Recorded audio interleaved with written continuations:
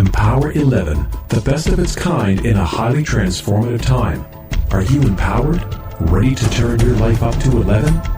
Awaken the life of who you are on the inside to match the life you were meant to live on the outside. Empower 11. Now is your time.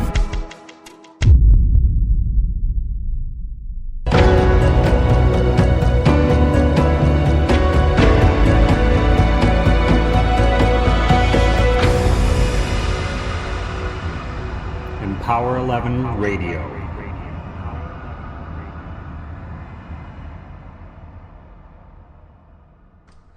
Greetings and welcome to Empower 11 Radio. This is the live 1-hour show that comes to you every Wednesday Pacific time at 11 a.m. Today is January 16th, 2013, and I guess I made a bit of a flub, or I got into some kind of space-time continuum last week, and when I said it was January 19th, but in fact it was the 9th.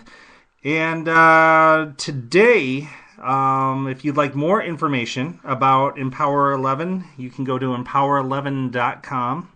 That's EMPOWER, the number one.com.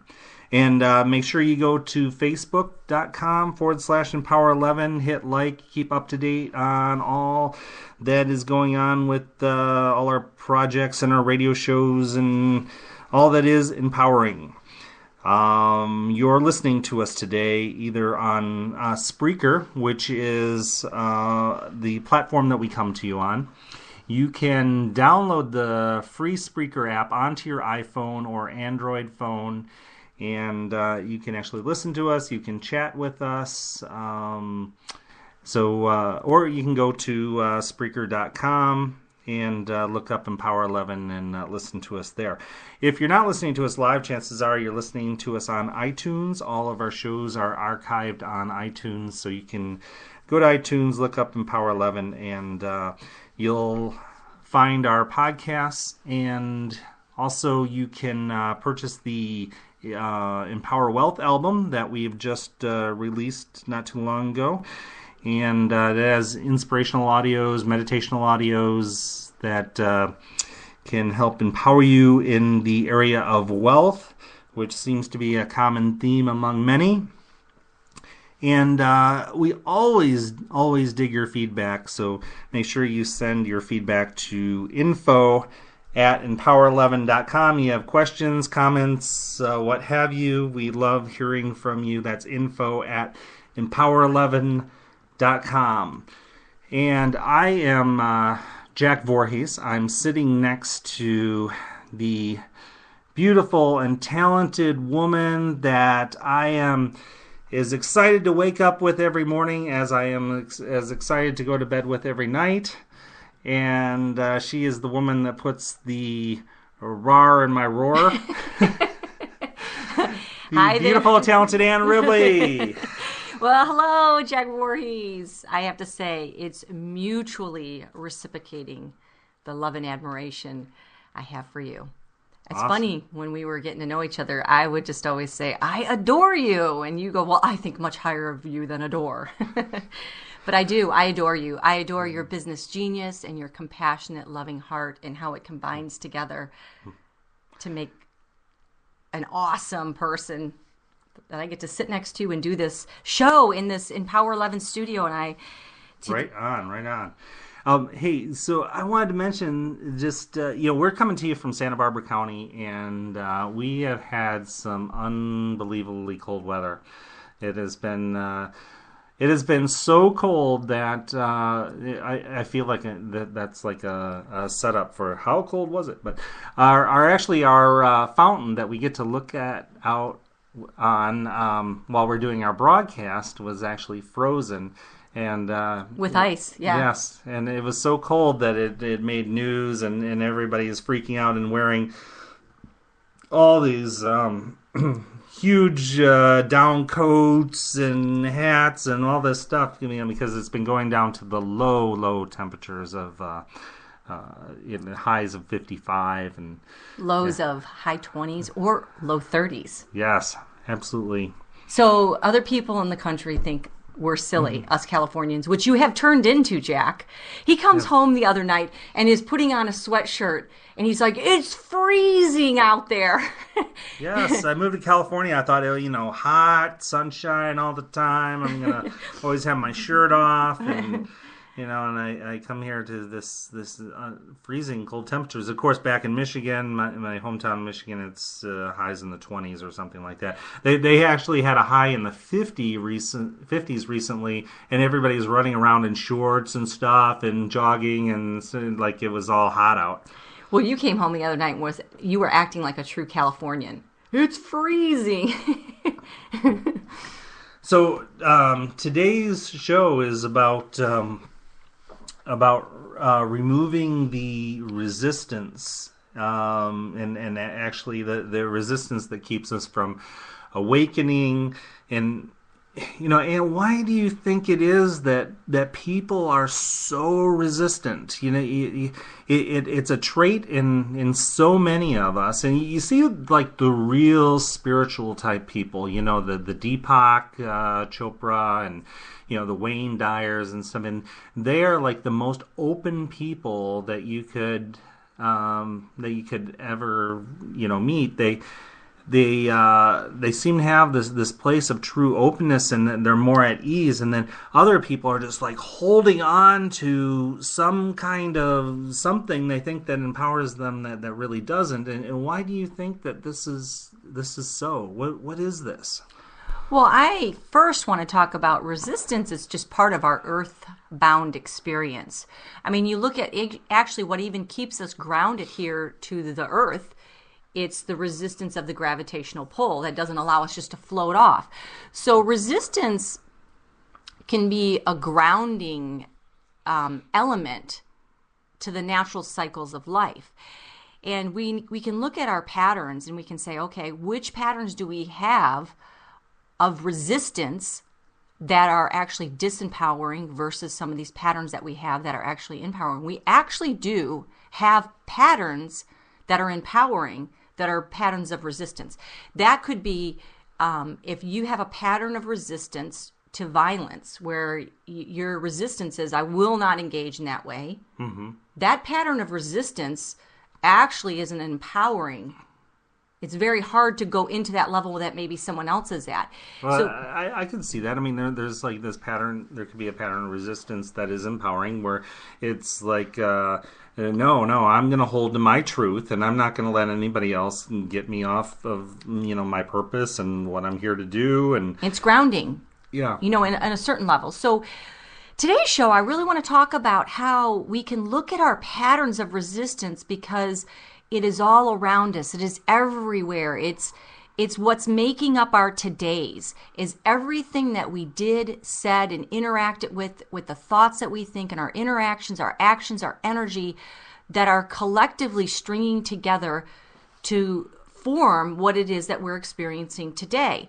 And a lot of times we don't know how to break out of this place that we're in today into the life that is a match, and into the life that we want to live, which is what, in Power 11 is all about, is getting into that unified oneness with who we are in the inside to match the life we want to live on the outside.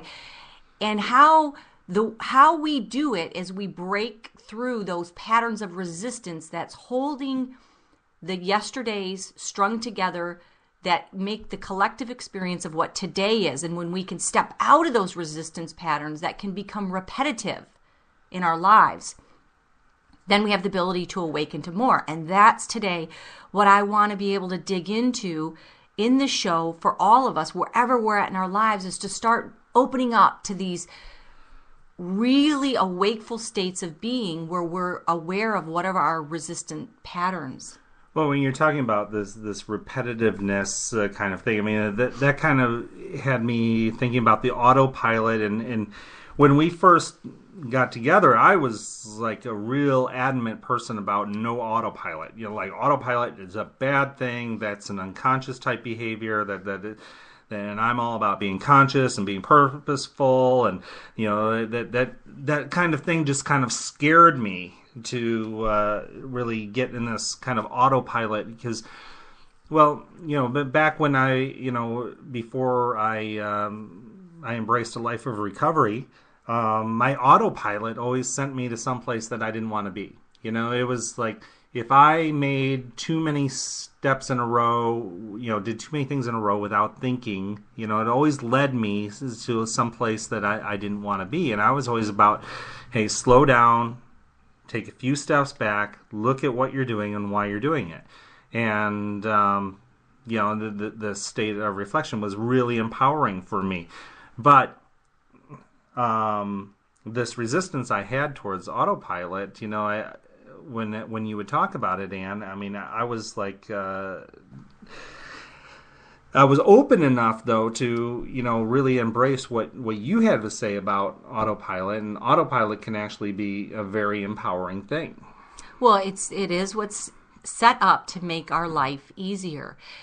Now, you even just go at, like, we are meant to rise up into the glory and the magnificence and the magnanimous of who we're meant to be. And I mean, if you just look at humans and our ability to even stand up on twos and not be all four, that's defying the resistance that would keep us lower. So when we can evolve ourselves into a higher state of being, now you look at like when a baby's first learning to walk, it's like it takes so much energy to defy that resistance and get that balance. And then eventually, the more the brain gets wired, the easier it is. And that comes from our autopilot. So we have this amazing navigational system set into how we're structured to make our life easier. So when you look at these patterns and these ways that our brain synapses are put together to actually allow hard wiring to make our life be easy, autopilot is part of this really awesome tool. So when we talk about, Jack, when you were saying, I was relating to this about these repetitive patterns or resistance patterns that would send you down into places you don't want to be, and then here you're experiencing something that's not a match to where you want to be in your life. And the question that comes to mind is that I believe we all have that in some capacity, whether it's in our relationships with love, our relationships even with family or close friends. It could even be our resistance patterns that exist that send us in places we don't want to be with money. There's with how we take care of our body, with our weight. I mean, the list goes on, and it's specific and it's unique to each person. What is that combination of resistance patterns that become repetitive in nature, that are what our yesterdays are doing to keep us where we're at today? So this autopilot stuff, I mean, it can empower us. It can make life easier when we don't have to think about it, and we're just doing things that just are a natural part of what we do. I mean, I've seen it with working out. When I'm swimming every day. Of course, I'm not swimming now because it's too damn cold.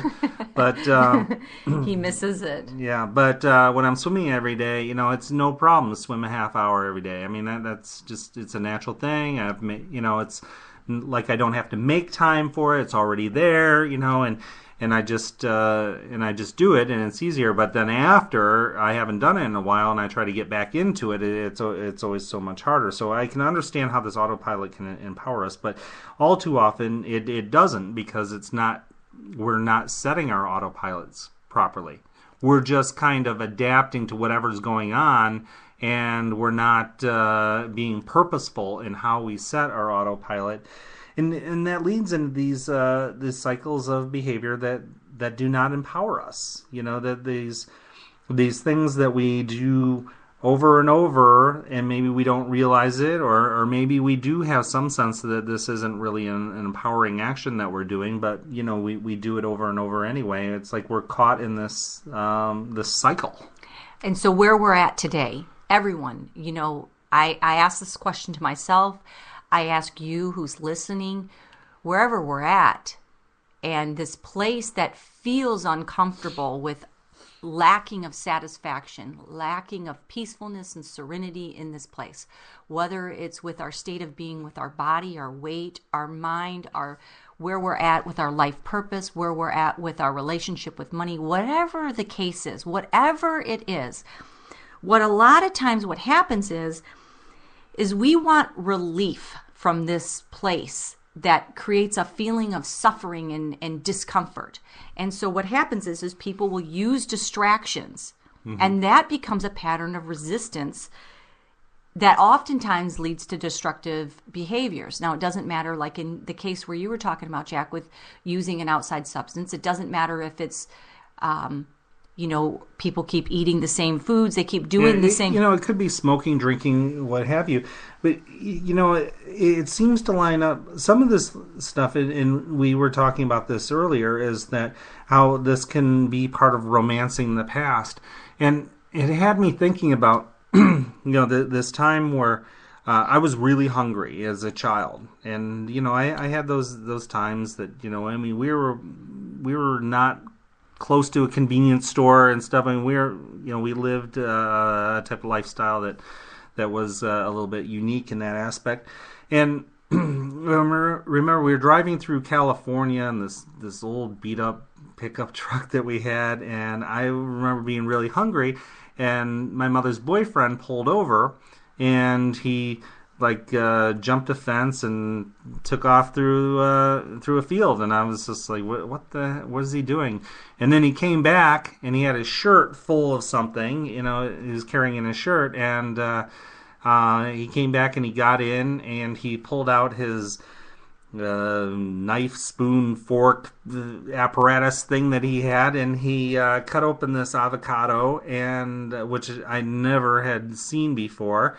And he used the spoon thing, and he handed it to me, and I started eating it. And because I was so hungry, I love those. Now many kids do not like avocados. That's just not something they've developed their taste buds into. But I love avocados, and I'm wondering now, if I love them because of this romancing of the past that, because it was so good then, or do I love them because I feel like they taste good today? I have an answer for you, Jack. You do? Because I think the story you just told is pretty profound. And that is when I'm going back to this discomfort and this suffering kind of feeling of wherever we're not satisfied in our life.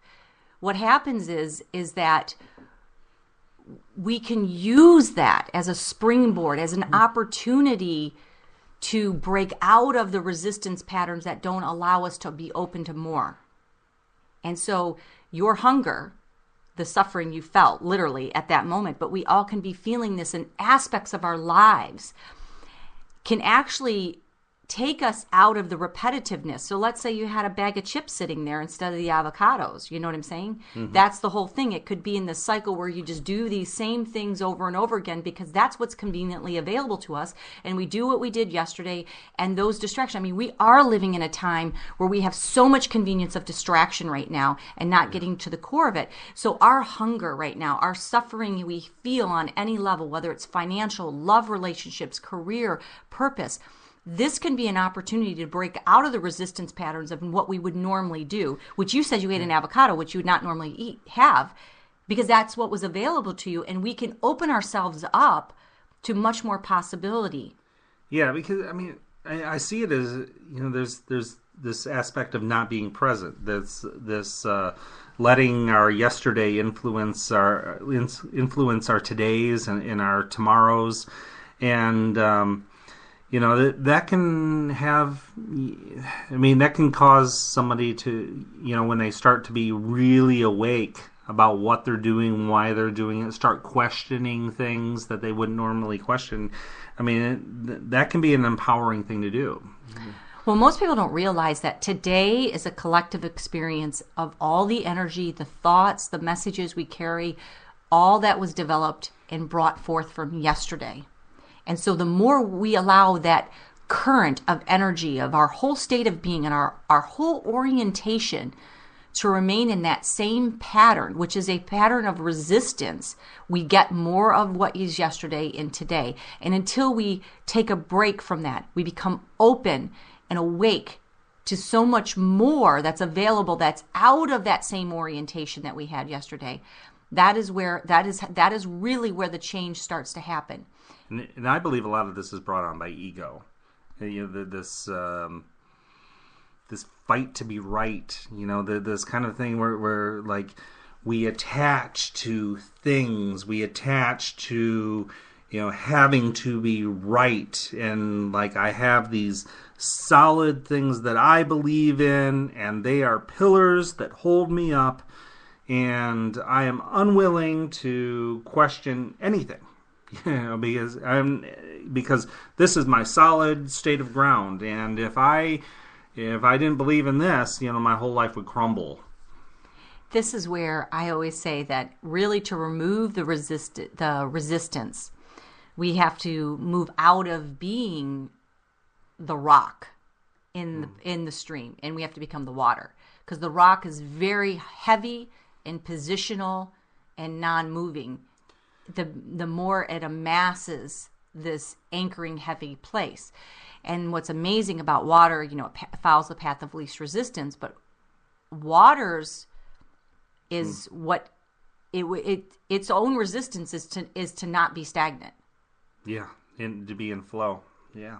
Because stagnation is then when you get into it, that when it goes lower in its vibrational field, it becomes not that it's good or bad, but it becomes heavier, it becomes colder, it becomes ice. Mm-hmm. And the higher it goes in its vibrational field, it keeps getting lighter and lighter. And you notice the people do not move, forward in flow and really excel. They can get stuck because of this positionalness, or this identity wrapped up in their righteousness. And like I was having a talk with CJ, or Ann's oldest, that this getting mad about things, it does not empower you. Feeling this righteousness, it can feel very empowering, but it isn't actually so. That is something that can trap us. This it's an ego-centered place, and it can cause people to really not move into their full potential of who they could actually be, because they're so holding on to this righteousness. They're so Wayne Dyer keeps saying, like, don't stop getting offended.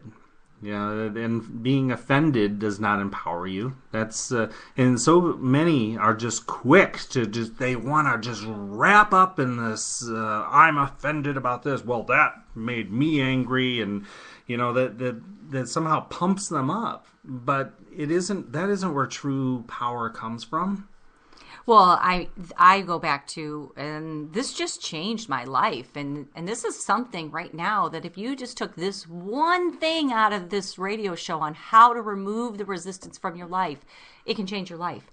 And where Wayne Dyer got that from about being offended is Einstein, one of the most brilliant people who's contributed to our scientific advancement. He said the fundamental, most important question that we must ever ask ourselves is, do we live in an antagonistic, hostile universe, or do we live in a supportive, friendly universe? I can't believe you said that. I'm so offended. So it's like, that's such an amazing test to follow, because you look at when this person walks in the door and they're offering this energy that could be easy to invite in. Oh my gosh, that is so offensive. I'm so offended by you. That is so antagonistic. You just follow the tape all the way through of how we can feel towards certain energy. Someone cuts us off on the road. These are simple everyday life stuff. But what about hardcore betrayals and things that are really feel like life is against us? It's easy to assimilate this orientation with the world, to get offended and be antagonistic, which then brings about more of that same energy. And so I just started making this, when I really got into embrace this understanding that Einstein said that the fundamental, most important question that we'll have to ask ourselves is if we live in a friendly, supportive universe or a hostile and antagonistic universe. And suddenly it changes everything with how you view people. And asking ourselves whether is this a empowering energy, or is this a dispowering energy? And often empowering energy or pattern, it can seem that way, But when you break it down to the truth of what it is actually a dispowering pattern or a dispowering energy. Yeah, I mean, anger can actually be something that begins to activate, and I'm not endorsing anger at all, activate non-complacency. You're anymore. not endorsing anger. How dare you, Ann? How dare you? And I'm not saying anger is bad either. I'm saying that it can activate a non-complacency, but we can't stay in that energy at all. And the quicker we get out of it, the much more effective. We can actually skip that step. But I'm just saying in general, people either get hung up and they stay there and they attract more at that level. I know for myself, I mean, I'm going to talk about this. Like when I was in my marriage, I started getting fed up with some of the way things were. And I was married for 18 years because I felt like I wasn't heard. I felt like, all the effort I was putting forth, it was not in this expanding, reciprocating way that I felt like a relationship should grow into. And I do recall feelings of being fed up, getting angry. But what I noticed was if I hung out there very long, I was not me anymore because I am not really a person that gets fueled by anger. And I was becoming someone that was not me. So how I began to make changes is what I did was I just began to disassociate with energy that was not a match to me anymore. So I didn't... You didn't get angry and tell them to go to hell? You didn't? No? I didn't, but I did in my own way say that about behavior that I would not interact with, And then you think about when Gandhi or Martin Luther King I just love and admire their work that they did in this lifetime that, we all get to witness the change that happened because what they did is they said, you rise above that same level. Yeah. And you can actually make a change. And so Gandhi won a war by not starting a war. Yeah, but it's amazing. And Martin Luther King, what he said is, we don't have to buy into segregation. So there was a bit of being fed up, non-complacent with it, but we will not fight back the way that they're fighting with anger. We are going to fight back with nonviolence. And we will not comply with what they're demanding on us either. And some of these fights, I mean, they're still going on today in other countries where there's this difference in these groups of people that have these differences have been fighting for generations, and it's just amazing. Like Martin Luther King, he did it in a way that didn't have to go on for generations. I mean, and there's a pattern of growth that we can learn of how we actually evolve out of patterns of resistance, because that's what he did. He evolved out of that pattern of resistance that existed during that time, and he did it in the Empower 11 way, where it's high vibrational, where the dream he had on the inside became a match to the world responding to it on the outside, and it was disassociating with the lower level energies. So when I was having this talk with CJ, he was asking me about, well, what happens if you got in a fight? You had to defend yourself. I mean, shouldn't you get mad? And I said, well, normally it's the person with the cooler head that prevails in just about any situation. I said, getting angry, I mean, that's more like the animalistic type behavior. If you find you're pinned down and you're trapped and you need something to empower you at that point, maybe that's the time to get angry. But other than that, I think it's people that have this cool head, that are able to prevail in those kind of situations. Well, these words that we throw around in our common language actually root from understandings as human beings that they were derived from. That guy's just nothing but a hothead. Mm-hmm. And the cool head is the guy who's cool. I know there's some that feel that they don't get heard unless they get angry. That their feelings don't. It's not until they get angry that people start paying attention to them. And it's like, oh, my wife's angry at me. I gotta I gotta do something, or but and that's not our relationship. That's not how we do things in our relationship. We don't get angry. I know. I'm so happy to be with somebody who anger is just not part of your ammo you carry around for life, because that is such a pattern of resistance that just perpetuates more barriers. So, I have this thing, this story that came to me about when I was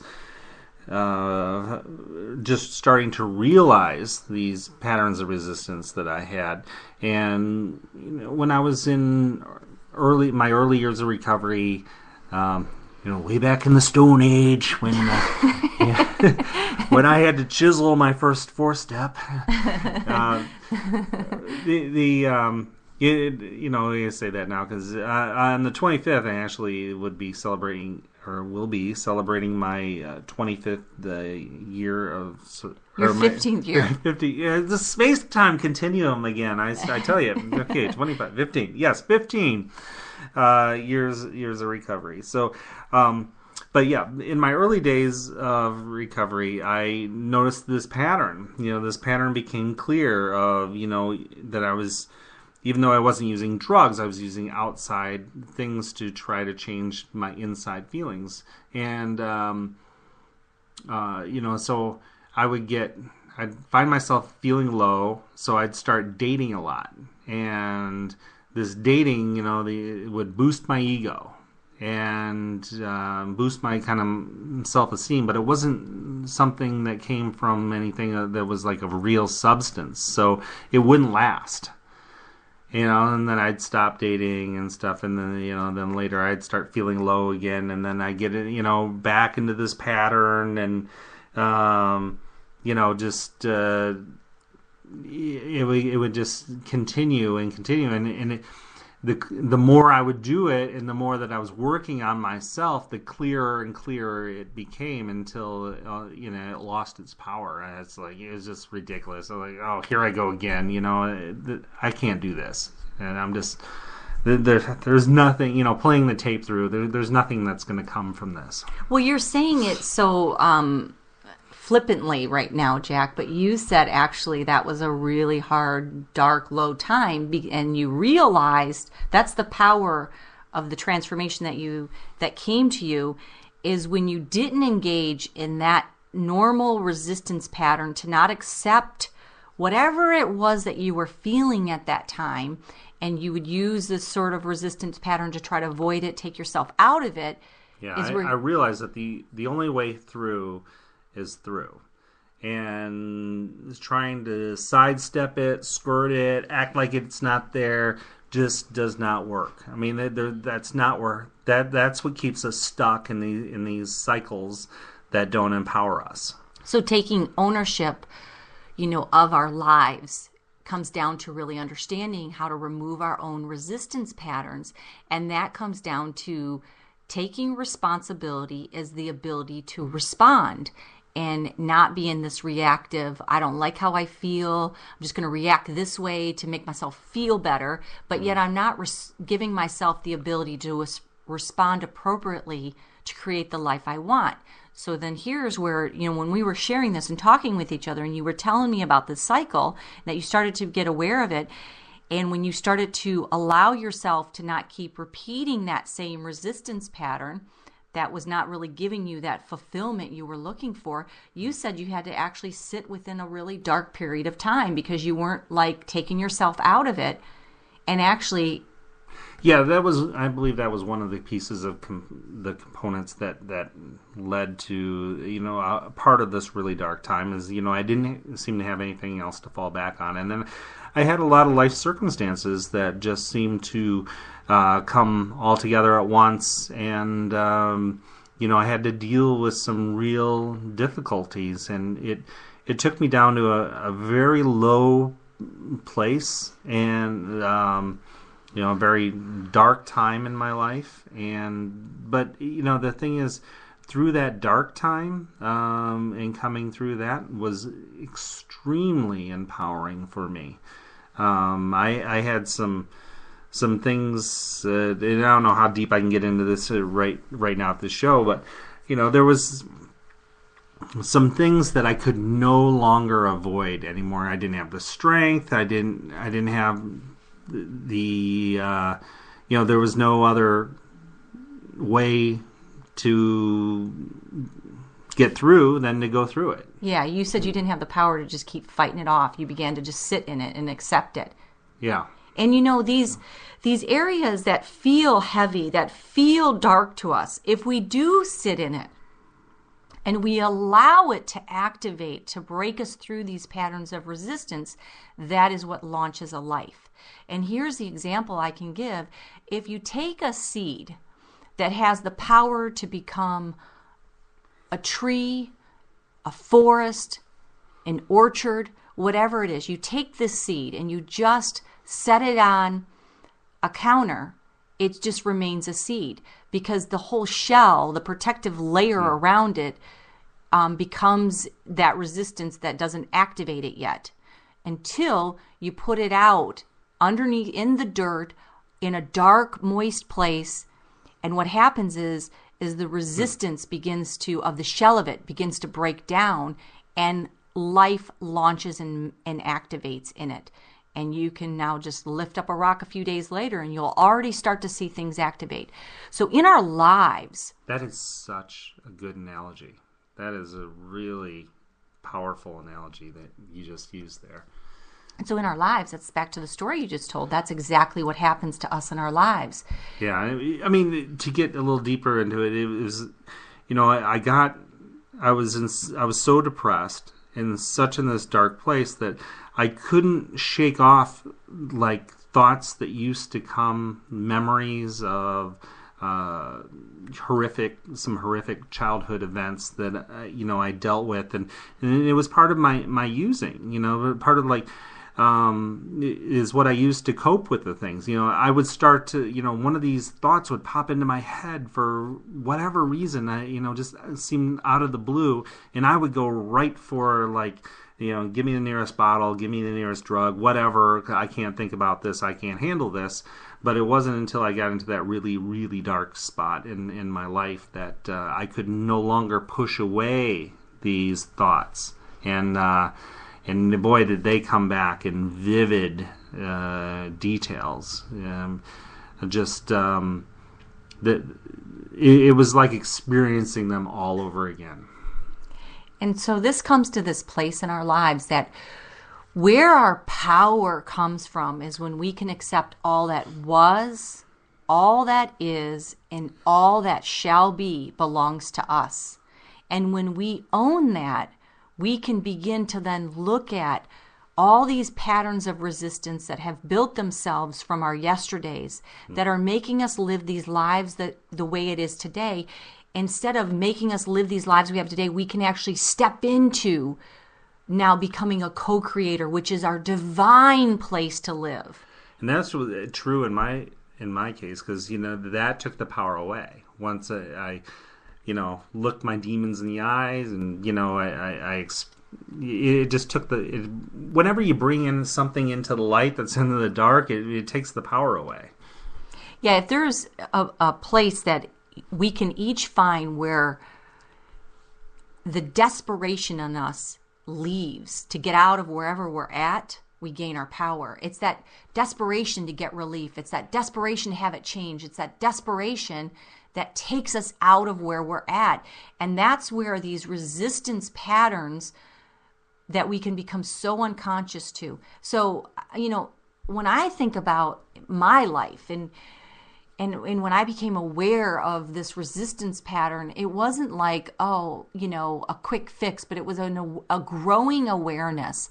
And the two times that I could think that it just felt so hard for me to break out of it, because that's what I'm saying when our yesterdays, it's all our yesterdays that are building up and making this moment now.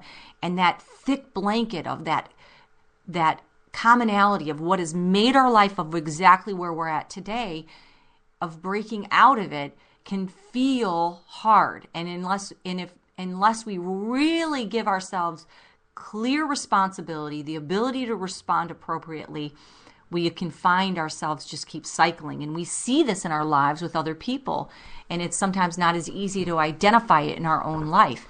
As I was married for 18 years, and it was a while into it that I started seeing that I need to make a change, but it felt so hard. It did. It felt so hard. Like after being married that amount of time, it just felt so hard I kept wanting to change what was. I didn't want to accept that, this is possible, that this may not be working this way. It just, at that time, my loyalty and my commitment was almost a resistance pattern to this experience that I couldn't allow myself. And those are great empowering traits. Yes. Having loyalty and commitment. There can be double-edged swords with things. I mean, that this loyalty that you had, I mean, great. I mean, that's just such an honorable thing, but it can also be a disempowering thing as well. Yeah, I mean, you see this. You can be loyal to the wrong cause. Right. That's what I was going to say. It's like when you see maybe you're part of a group or you're part of something, and what initially brought you into it was a common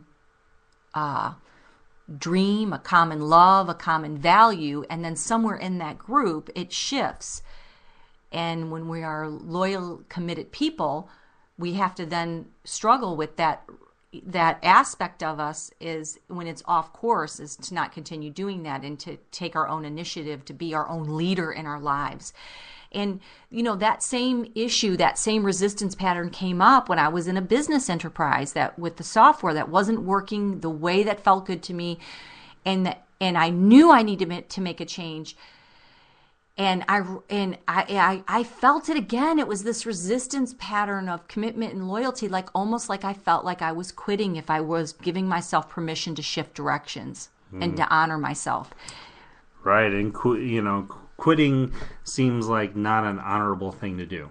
And I know. Sometimes it is the most honorable thing to do when you can get back to honoring self. And when things don't line up, surrender is powerful. Right. I mean, that's just when you surrender to something, that can be a huge source of strength. Jack, when you say that quitting can be an honorable thing to do, gosh, that's so true, in the sense of even when you say that when I find out I'm wrong, how liberating is that? And people want to be right when you talk about that, is because when you find out you were doing something wrong or something isn't, you open the door to find out how to do it right or how to make something right. And it's like, that's the same thing with... Yes, there's such power in finding out you're wrong. And it's Deepak, said in an interview with Oprah, he said, she always asks this question, at the end of her interviews, what do you know for sure? And he looked at her and he said, nothing. And I just thought, wow, that is powerful. Because, what we think is truth today, later we find out is not, that's not the way. And then there's just so much power in this huge power in openness.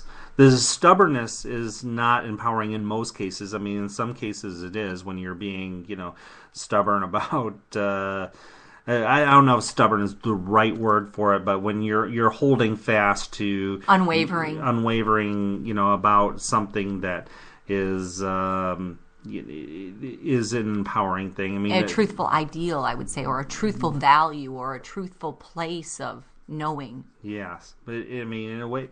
But all too often you see this lack of responsibility. You see this, the people holding to something, and it just it's this way because of that, and I'm holding on to that truth. This happened to me when I was young, so now I don't have to.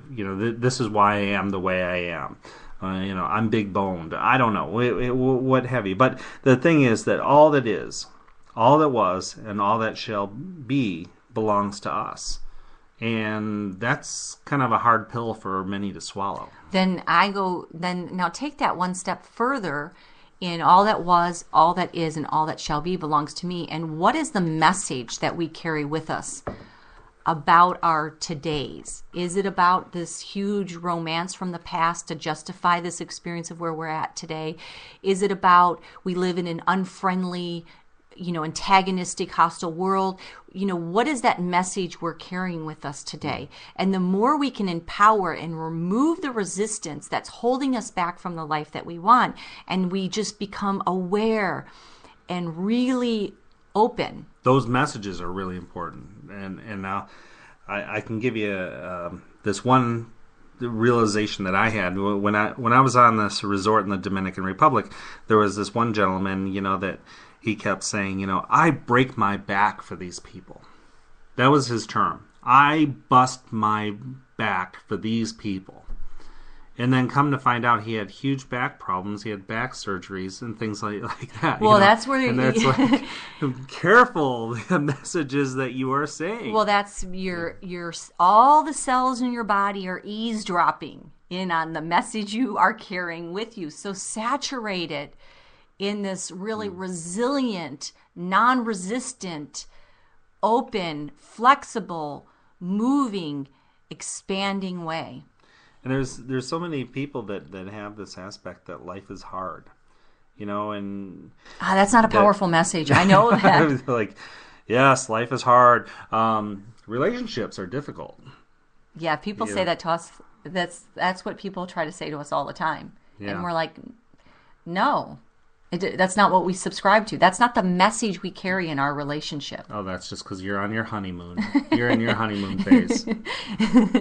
And I love your answer to that, Jack. It's like, yes, and I'm staying on it. Yes. Can you imagine? I mean, really getting up and treating our lives like it's a honeymoon, like it's a joyful, fresh, having that be the message we carry with us. Yes, every day is a gift. It is such a huge gift, and it just the appreciation, the gratitude for what it is, the like enjoying the small things, like of going outside and having that breath of fresh air, or just the view. The other day we were out for lunch, and I was having a hard time staying in the conversation because the view was just so amazing. I know. I was just like, okay, what are we talking about here? I'm sorry, because it was just such an amazing view. We were on this cliff over the ocean, and it was so beautiful. I know. Breathtaking. What a gift. Just an amazing gift. Somebody, I haven't been in California as long, so I'm driving down the road and I'm looking down and I'm like, oh my God, this is amazing. I look over at you and you're texting. I'm like, what are you doing? Look at this. I know, it's true, and we can become numb and desensitized. This is what I talk about with, like, how do we remove these patterns of resistance? Is we have to dehypnotize ourselves. Ooh, I'm glad you said that. No, but it's true, Jack. Dehypnotized. Because I have to awaken myself and go back to what you're saying, because it's true. I can almost become numb to this an amazing environment that I live in because I've been here for over 16 years. And a key to dehypnotization is meditation. Yeah. Getting still so that we are not becoming numb to these everyday effects of life that take us out of that freshness and that aliveness and that sharpness to feel and experience. When we can be in that place of meditation with our lives and that stillness, we go deeper into our power that's now, and we can actually easily, with ease and flow, move through our own resistance patterns. And also staying in a state of openness, asking ourselves questions like, maybe I'm not correct, or maybe I'm not 100% correct. Maybe it's a soft, maybe it's a soft 60% correct on this one, or, a hard 90 or whatever. This maybe it isn't 100%. Maybe it isn't all or nothing. Maybe it isn't black or white. Maybe there's, 50 shades of gray in there. I like the part where you were saying earlier, Jack, about being lighthearted and being easy and kind and fun and embracing the gift of today, because I just see that this pattern of resistance where we take life too serious can really break us. Yeah, people take themselves way too seriously. Or life, or Right. others. Yes, people don't take me seriously enough, but there is a thing about not taking yourself so seriously. You gotta laugh at yourself sometimes because it's like we're humans, and sometimes we'll do the most ridiculous things, and then look back at it and like, oh wow, that is I mean, I laugh at myself all the time. I correct myself up. I mean, I've done things that just still are comical to me today. I mean, and being able to share those stories about funny things you've done that are just like silly. I mean, I once hopped in my car and I looked down and my tan interior had some black stuff on it. I'm like, what is going on here? And then I look over next to me and there's a person sitting next to me in the car who said, "Wrong car." And I'm just like, oh, holy cow! I mean, we do things like that. We're human, and this laughter is so healthy, and to be able to laugh at ourselves and not take us so seriously, very empowering. I find this with my kids as well. Is that their age, their antics, where they're at, to not just get so serious about this process, this place where they're at, and finding the humor in it. It's about being kind to ourselves. We don't beat ourselves up for being wrong. You find out that you're wrong about something, just like rejoice in that instead of beating ourselves up like, oh my God, I was doing it wrong for the last 6 months. I'm such an idiot. Blah, blah, blah. That's not empowering. It's like, wow, I don't have to continue this pattern of behavior because I found the new way. I found the new truth, and I'm going to follow this. How empowering is that? It's so much more exciting, and it's so much more enjoyable to not get stuck in these places of resistance where we're not having a good time with our life. Yeah, become comfortable in uncomfortability. Yeah. The growth stuff, and let's do it different this way. And so what if I fall on my face? I can get up and my face will heal. We're going to talk about next week's show so as of today, when we're just saying, looking at our patterns of resistance, we're going to talk about the debts that we create and these energetic takeaways that we create that do become patterns of resistance that are actually undermining the quality of us taking ownership of our lives. And this is incredibly powerful. So I urge you to not miss next week's show. You can catch it later on a podcast or something like that, but and share it too. And if we appreciate you listening, and please help us spread the message. There's these people out there that are hurting that could benefit from hearing a message that maybe we have laid down here in one of our other 40 some shows. People call or email or whatever, and they ask for help and guidance in something, and often all I have to do is send them a link to this show. We just sent somebody a link to our show on forgiveness, and they're like, wow, that was really empowering. That was just what I needed. Thank you so much. So spread the joy. We appreciate you taking time out of your day, and know that every show that we do, we have in mind that if this is the only thing, this one show you hear from us, we put enough into it to make it life-changing and empowering.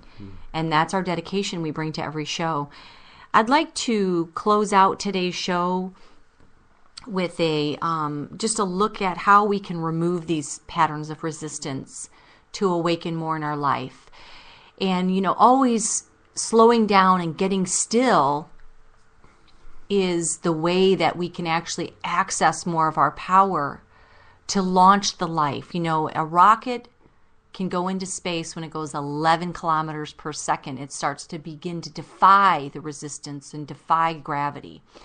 And I invite you in your life, wherever you're at, driving in your car, walking around in your home, sitting at your desk, whatever it is, to just get still for this minute and invite this energy in of stillness so that you may invite the energy that's needed to defy your own patterns of resistance.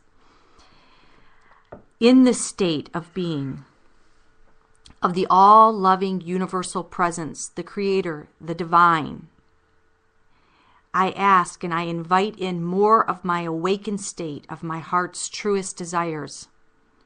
I relinquish my resistance through awareness, those patterns of repetition, of lack that block my wealthy life from coming forth on all levels.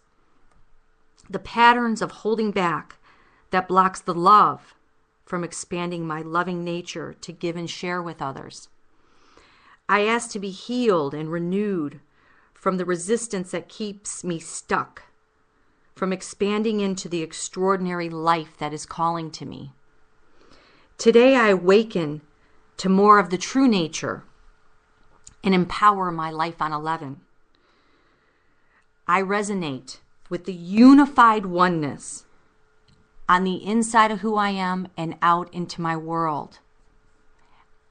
I invite every one of you in to empower, launch your life, remove and defy that level of resistance that's holding you back by opening up to this energy inside you to expand out and launch that life. Thank you very much for sharing that, Ann. You know, it's amazing how much wisdom that we all carry inside of us, and yet that maybe we don't always tap into, that we're not aware. You know, everyone, I believe, is born with special gifts. You know, you have these unique talents, these unique gifts, and it's those people that can get into that really good place within themselves and develop those gifts and tools and then share them with the world. Those are the people that reap the most benefits. You know, that if you're an artist, then, you know, develop your skills and share your beauty with the world. What kind of value would a Van Gogh or somebody add to the world if their paintings were never seen? Though you have something to offer the world. The world is hungry to accept your gifts, and it's just about getting into that good place within yourself and offering those and sharing who you are with the world. Yeah, I think of, and I've often said, when I drive by a graveyard, what if all those people had followed their true purpose, and what a difference the world would be. You're important. Your dreams are important, and we support you in that journey that we are all on.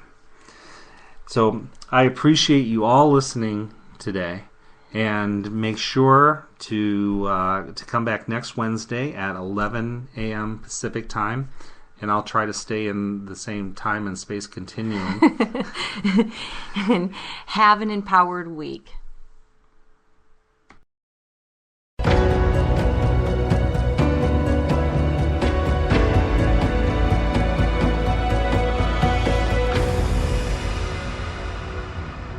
Empower 11 Radio.